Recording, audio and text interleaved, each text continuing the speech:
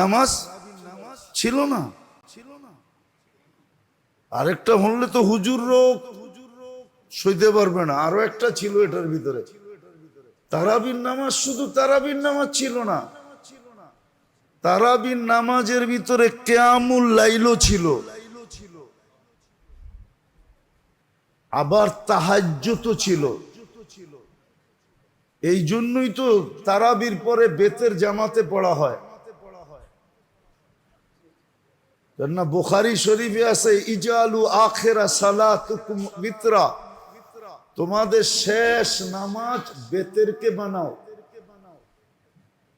তারাবির ভিতরে তারাবি ছিল, কিয়ামুল লাইল 8 রাকাত ছিল, 12 রাকাত তাহাজ্জুদ ছিল। সবগুলা যখন কমপ্লিট হয়ে গেছে তো বেতেরটা রাইখা করব, তো করব কি? তো ইমাম সাহেবরে কইছে বেতেরটাও পড়ায়া দেন, এই জন্য বেতেরটা পড়ায়া দেয়। নাইলে বেতের তো ছিল সবাই শেষের নামাজ। তারাবি তো শুধু তারাবি ছিল না, তারাবি তো শুধু তারাবি ছিল না।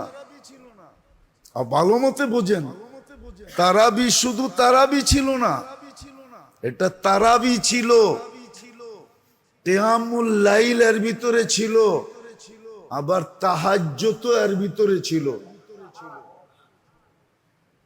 এই জন্যই তো কয় সারা রাত্রের নামাজ যখন শেষ, তোর বেতেরটা রাইখা করমু কি?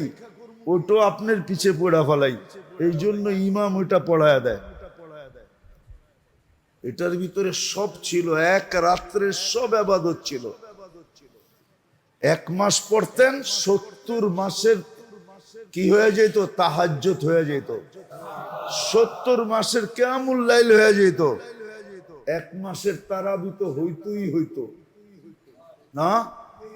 আপনি বলবেন একটা আবার এতটি হলো কেমনে, ঠিক না? একটা 20 রাকাত আবার এতগুলা হলো কিভাবে, ঠিক না?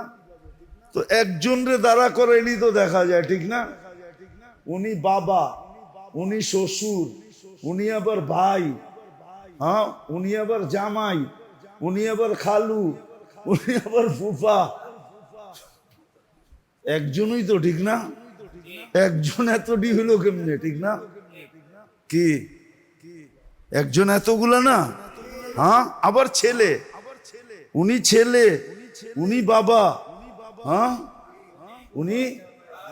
উনি শ্বশুর, উনি আবার কি জামাই, উনি আবার কি ফুফা, উনি আবার কি খালু, আরো বাড়ানো যাবে, উনি আবার দাদা, উনি আবার নানা।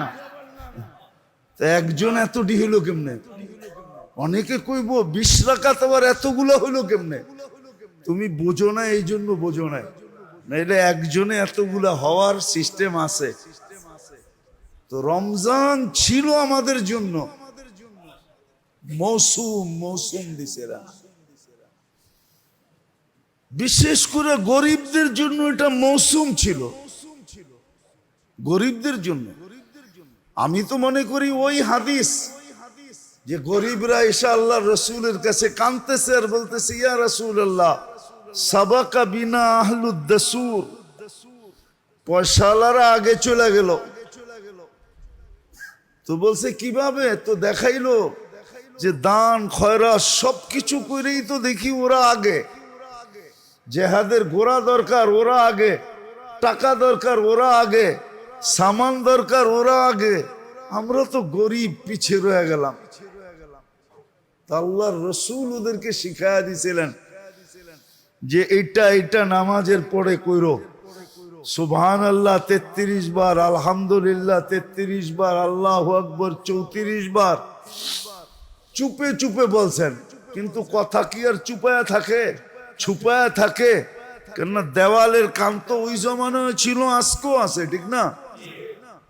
1 কান 2 কান বড় লোকে জেনা ফেলছে, ওরাও পড়া শুরু করছে।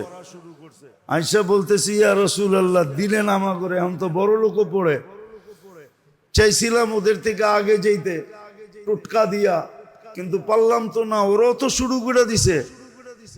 কেননা ওই যুগের বড় লোক তো বড় লোক ছিল, ঠিক না? হ্যাঁ হ্যাঁ